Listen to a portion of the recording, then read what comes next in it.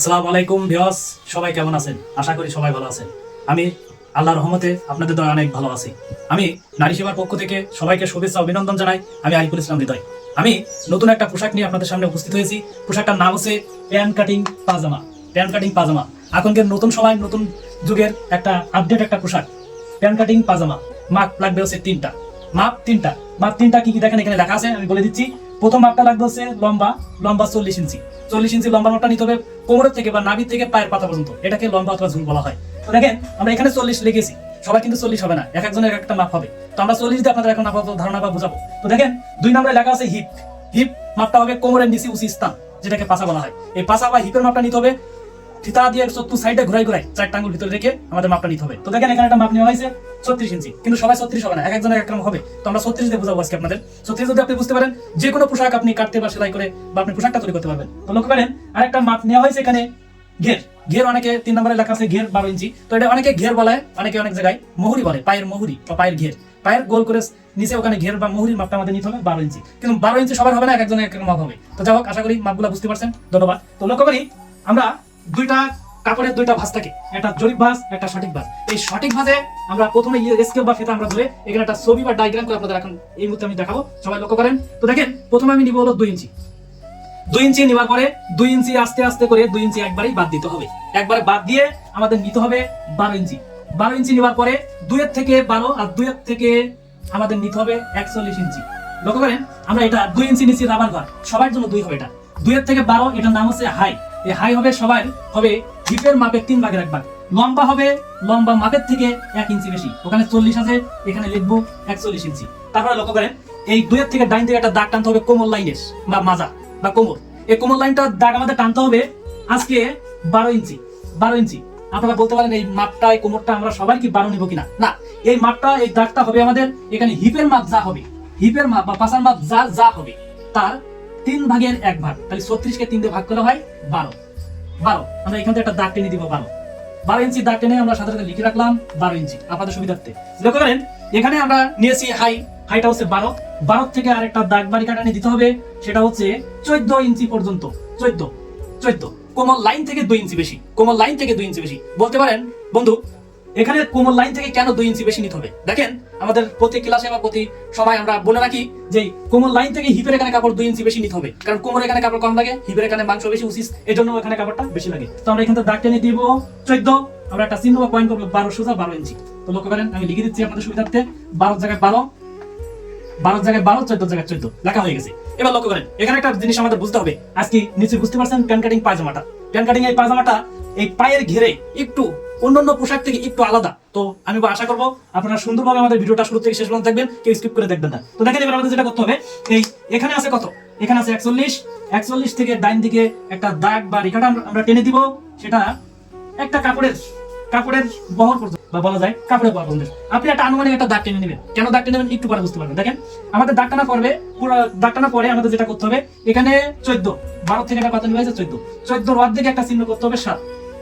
14 অর্ধেকে একটা পয়েন্ট করতে হবে 7। তাই এখান থেকে এটা 7 ইঞ্চি। 40 থেকে আমরা একটা দাগ টেনে দিব, দাগ তো টানা আছে, এবার এখানে আমরা একটা চিহ্ন তো পয়েন্ট করে নেব। এখান থেকে 7, এখান থেকে 7 এভাবে যোগ করে মিলাই দিতে হবে। কেন মিলাই দিতে হবে অবশ্যই আমি বুঝাই দিব আপনাদের, একটু মনোযোগ দেন ক্লাস প্রতি। লক্ষ্য করেন এবার আমাদের কি করতে হবে, এখানে ঘেরের মাপ আমাদের ঘের লাইনটা নিবা, দাগের পরে ঘের লাইনটা কিভাবে নিবা হবে একটু লক্ষ্য করে দেখেন।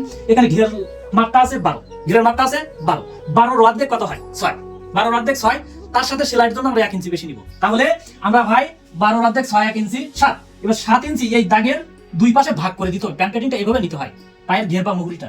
তাহলে এখানে আছে এই দাগের থেকে আমরা দুই সাইডে ভাগ করে দেবো। তাহলে 7 অর্ধেক 3.5, এখানে একটা চিহ্ন তো পয়েন্ট করবো 3.5, এখানে একটা চিহ্ন তো পয়েন্ট করবো 3.5। আমি লিখে দিচ্ছি দেখেন এই 3.5, এখানে 3.5, তাহলে 3.5 কত হয় 7। তাহলে আমরা এখান থেকে 7 এই দাগের মাঝ বরাবর দুই সাইডে ভাগ করে দিতে হবে। এখানে যদি হয় কারো 10, তাহলে 10 অর্ধেক 5, 1 ইঞ্চি বেশি 6, তাহলে এই দাগের থেকে নিতে হবে 3, এই দাগের থেকে নিতে হবে 3, দুই সাইডে ভাগ করে দিতে হবে। তারপরে কি করতে হবে দেখেন এই 3.5 আর এই 14 এভাবে ধরে এখানে সুন্দর করে মিলাই দিতে হবে।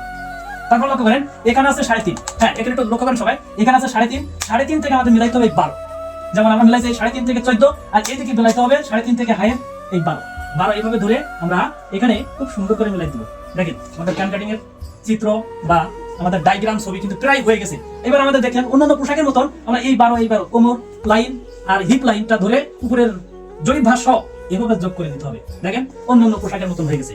বিকজ আপনারা অনেকজন মনে করতে পারেন যে পোশাকটা মনে হয় অনেক কঠিন হবে, না দেখেন একবারে ইজি, অনেকটাই সহজ। তো লক্ষ্য করেন আমাদের এই চিত্রের ভিতরে একটা জায়গায় কোণা, এখানে একটা শেপ দিব। শেপটা খুব ভালোভাবে দেখবেন, শেপটা এভাবে দিতে হবে। এখানে dot dot dot dot dot dot dot ফোঁটা দিয়ে বাঁকা চাঁদের মতো এখানে এভাবে খুব সুন্দর করে একটা শেপ বানাউন করতে হবে। দেখেন আমাদের শেপটা কিন্তু দেওয়া হয়ে গেছে। তো এবার আমরা এই জায়গায় কি নাম আছে আমি নামগুলো একটু বলছি। আর সূত্র এখানে আমরা এখানে নিয়েছি ঘিরের মাঙ্গল অর্ধেক 1 ইঞ্চি বেশি। তো দেখেন আমি বলবো এখানে একটু হালকা একটু বুঝাবো আপনাদের।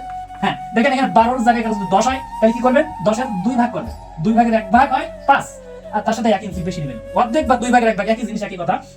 তো 5 সাথে আর 1 যোগ করলে হয় 6, তাহলে এখানে 3 নেবেন, এখানে 3 নেবেন। আর আমি যে কথাটা বলতে চাচ্ছিলাম আপনাদের সেটা হলো এই যে এই দাগটা কিভাবে আসবে, কিভাবে নিব আমরা। এই দাগটা হবে আমাদের এখানে হিপ লাইন, এটা হলো হিপ লাইন। এই হিপ লাইনটা যা হবে তার অর্ধেক, তাহলে হিপ লাইনটা কত আছে 7, তাহলে আমরা এখানে 7 নিব, অর্ধেক 7। আর এখান থেকে দাগটা কত হবে, এখানে যদি 7 হয় তাহলে এখান থেকে মেপে নেবেন 7, এই দেখেন আমি লিখে দিয়েছি। এখান থেকে 10 হয় তাহলে এখানে 5, এখানেও 5, এখান থেকে মেপে নেবেন 5, এখান থেকে মেপে নেবেন 5, নিয়ে সোজা দাগ করে ঘের লাইনটা 2 সাইডে ভাগ করে দেবেন। দেখেন আর একটা সূত্র হতে পারিনি, সেটা হলো এই হিপ লাইনটা। হিপ লাইনটা বলেই আমি আপনাকে এখানে লিখে দিচ্ছি সবগুলা। হিপ লাইনটা হবে কোমর লাইন থেকে 2 ইঞ্চি বেশি। দেখেন আমি আবারও বুঝাবো আপনাদের, কোমর লাইনটা আছে 12, এখানে নিয়েছি 14। কেন 2 ইঞ্চি বেশি নিয়েছি, আমরা হিপ কোমর, এটা তো কোমর বা মাজা, এটাকে কি বলা হয়, কোমর বা মাজা।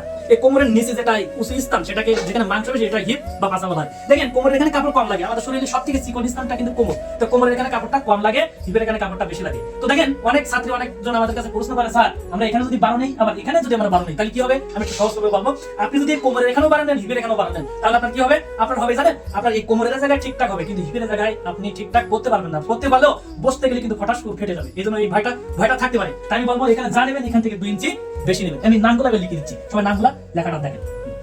দেখেন বন্ধুরা আমাদের এখানে নামগুলো লেখা শেষ।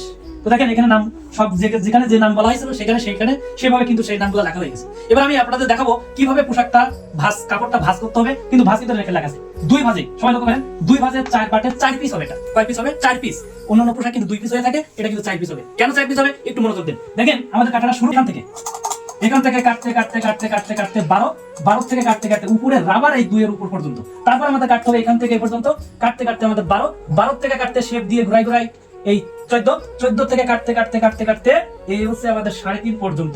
এই আমাদের কাটা শেষ। তার মানে এক কথায় বলা যায় যে এই পোশাকটা সব দিকেই কাটা লাগবে, 4টা সাইড কাটা লাগে। তো এবার আমি কেটে সেলাই করে দেখাবো। আমাদের ক্লাসটা আর মাত্র 1 থেকে 2 মিনিট মাত্র সময় দিলেই আপনাদের এই পোশাকের দর্জি হয়ে যাবে ইনশাআল্লাহ, আশা করা যায়। তো লক্ষ্য করেন আমি কাটা দেখাচ্ছি, কারণ সবাই মনোযোগভাবে সবাই সুন্দরভাবে দেখেন। আমি একটা কাপড় নিয়েছি, এই কাপড়টার নাম আমাদের দর্জি বিজ্ঞান কলেজে বলা হয় জাপানি কাপড়। তো দেখেন অনেকে হাসতে পারেন কথাটা শুনে, বক্সে লেখে সেটা হলো এই যে আপনারা কেন কাপড় কেটে দেখেন না। দেখেন বন্ধু, আমরা যদি কাপড় কেটে দেখে আমাদের ভিডিওটা অনেক বড় হয়ে যাবে। তাই আমরা কাপড় আর কাগজ একই জিনিস, ওটা হলো নরম, এটা একটু শক্ত, ওখানে সুতা এখানে সুতা নাই, একই জিনিস। দেখেন আপনি যদি একটা কাগজ কাটতে পারেন, আপনি অবশ্যই কাপড় কাটতে পারবেন। আপনি পরীক্ষামূলক ভাবে একটা কাপড় কাটবেন আর একটা কাগজ কেটে দেখবেন, দুইটাই সেম একই জিনিস। তো দেখেন আমরা ভিডিওটা বেশি বড় হয়ে যাবে, বেশি সময় হয়ে যাবে, তো আমরা কাগজ কেটে আপনাদের শর্টকাটে আমরা বুঝাই। তো আপনারা সামনের ক্লাসে অবশ্যই মেন পোশাকগুলো আমরা কাপড় কেটে আপনাদের দেখানো হবে বা শেখানো হবে, একটু অপেক্ষা রাখবেন। তো লক্ষ্য করেন আমি কাপড়টা ভাঁজ দিচ্ছি। কাপড়ের 2টা দিক, এটা হলো চড়ার দিক, এটা হচ্ছে কাপড়ের লম্বা দিক। এই লম্বার দিকে আমরা ভাঁজ দেবো 2টা, লম্বা দিকে ভাঁজ দেবো 2টা, মানে লম্বা প্লাস লম্বা ভাঁজ। তো লক্ষ্য করেন ভাঁজটা দিচ্ছি, সবাই সুন্দর করে দেখবেন। এটা হলো কাপড়ের লম্বার অর্ধেক করে এভাবে খুব সুন্দর করে একটা ভাঁজ দিতে হবে।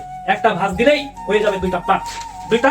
দেখেন ভাঁজটা অবশ্যই দেখলে বুঝতে পারবেন, একটা পার্ট 2টা পার্ট। একটা ভাঁজ দেওয়ার পরে যা থাকবে আবারও অর্ধেক করে এভাবে খুব সুন্দর করে আরেকটা ভাঁজ দিতে হবে। ভাঁজ দিলেই হয়ে যাবে 4টা পার্ট, ভাঁজ দিলেও হয়ে যাবে 4টা পার্ট। কিন্তু মনে হয় ভাঁজটা অবশ্যই বুঝতে পারছেন, আমি না দেখালে বুঝতে পারি। কারণ অন্য পোশাকে অন্য ক্লাসে আমরা কিন্তু এই ভাঁজটা অনেকটা ভাবে দেখাইছি। তো লক্ষ্য করেন আমরা ভাঁজ দেওয়ার পূর্বে আমরা যেটা পাবো, কাপড়ের একটা বন্ধ সাইড পাবো।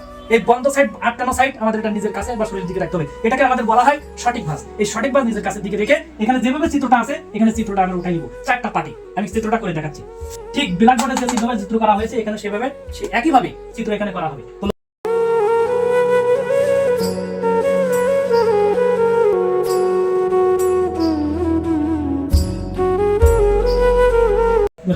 আমাদের বাকি আছে কি, আমাদের বাকি আছে এখানে শেপ বানাও। এই শেপটা রাউন্ডটা যে যত সুন্দরভাবে দিতে পারবে তার পোশাকটা ততটাই সুন্দর, ততটাই ফিটিং, ততটাই সুন্দর চলবে। তো আমাদের এখানে দিতে হবে, এখানে dot dot dot dot dot dot ফোঁটা দিয়ে বাঁকা চাঁদের মতো এভাবে এখানে খুব সুন্দর করে একটা শেপ বানানো করতে হবে। দেখেন আমাদের চিত্র করা শেষ। এবার আমি কাটাটা আপনাদের দেখাবো। কাটাটা কাটতে হবে, আপনি এই সাইড দিয়ে শুরু করতে পারেন, এই সাইড দিয়ে শুরু করতে পারেন, যেখান থেকে খুশি সেখান থেকে শুরু করতে হবে। এবার আমি কাটাটা দেখাচ্ছি, কাটাটা সবাই মনোযোগ দিয়ে সুন্দরভাবে কাটা শুরু করছি। এখান থেকে আমি কাটবো, কাটতে শুরু করলাম।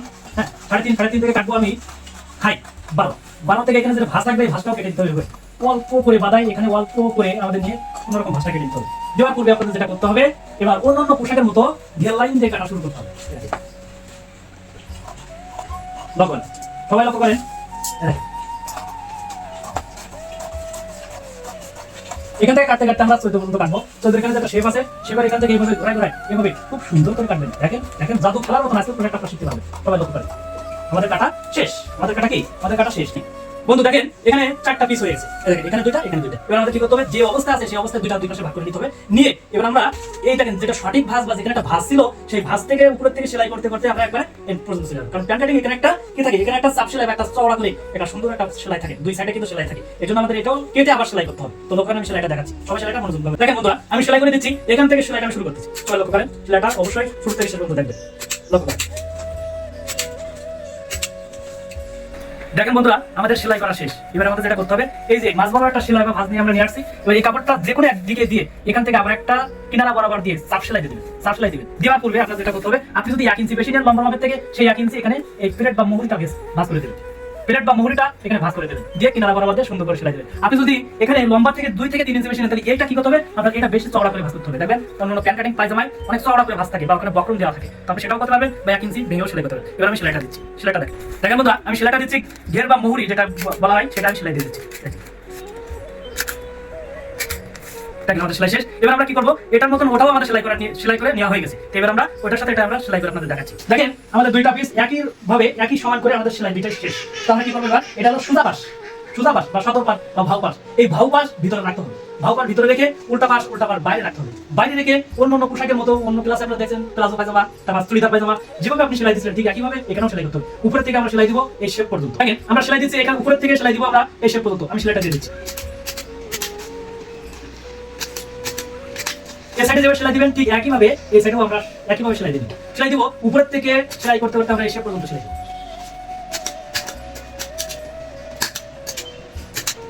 সেলাই দেওয়া শেষ, এই সাইডেও সেলাই দেওয়া শেষ। কিন্তু একটা কথা মনে রাখবেন, প্রত্যেক পোশাকে প্রত্যেক ভিডিওতে আমরা কিন্তু বলে দিই এই শেপ পর্যন্ত সেলাই দেওয়ার পরে আমাদের কিন্তু মনের গুলো শেপের নিচে সেলাই দেওয়া যাবে না। কেন? শেপের যদি সেলাই দেওয়া পোশাক হবে না, পোশাকের জায়গায় কিন্তু একটা বাজারের ব্যাগ হিসাবে পরিণত হবে। তো আমরা সেটা করতে যাবো না। এবার 2 সাইডে সেলাই দিয়ে আমরা এই মাঝখানে মাঝ বরাবর হাত রাখবো, মাঝখানে মাঝ বরাবর হাত রেখে 2টা সেলাই মাঝখানে মাঝ বরাবর হাত রেখে এরকম আস্তে করে টান দিবেন। জাপানি কাপড় তো ছিঁড়ে যেতে পারে, ধরে টান দিবেন না, আস্তে করে টান দিয়ে এভাবে আস্তে করে টান দিয়ে দেখেন, এভাবে আস্তে করে টান দিবেন। জাদু খেলার মতো একটা প্যান্ট কাটিং পায়জামা তৈরি হয়ে গেল। দেখেন আমাদের পোশাকগুলো আমরা অতি সহজভাবে আপনাদের বোঝানো হবে, দেখানো হবে। আমি একটা কথা আমি বলেই আপনাদের ক্লাসটা এখানেই শেষ করতে যাচ্ছি। তো দেখেন সে কথাটা হচ্ছে একটু পরে বলি, আমরা সেলাইটা শেষ করে নিই। এখান থেকে আমরা সেলাই দিব, এই ঠ্যাং দিয়ে সেলাই দিব, ঠ্যাং দিয়ে সেলাই দিতে দিতে দিতে আমরা এই পা দিয়ে ঠ্যাং দিয়ে বেড়ে চলে আসবো। আমাদের সেলাই দেওয়া কিন্তু শেষ। এবার আমাদের যেটা করতে হবে, আমাদের এখানে দেখেন আমরা নিয়েছিলাম, এখানে লেখা আছে আমরা নিয়েছিলাম রাবার ঘর, সবাই জন্য 2 ইঞ্চি। সেই 2 ইঞ্চি রাবার ঘরটা এভাবে ভেঙে দিতে হবে, এভাবে ভেঙে দিতে হবে। এই দেখেন 2 ইঞ্চি আমি ভেঙে দিচ্ছি, এভাবে রাবার ঘরটা ভেঙে দিতে হবে। ভেঙে দেওয়ার পরে যেটা আপনার করতে হবে, কি করতে হবে? এখানে 2 ইঞ্চি রাবারটা ভেঙে দিয়ে চিকন করে কিনারাটা ভেঙে দিতে হবে। ভেঙে দেওয়ার পরে চতুর্থ সাইডে ঘুরাই সেলাই করতে হবে, সেলাই করতে হবে। আমি সেলাই করে আপনাদের দেখাচ্ছি, দেখেন সেলাই দিচ্ছি।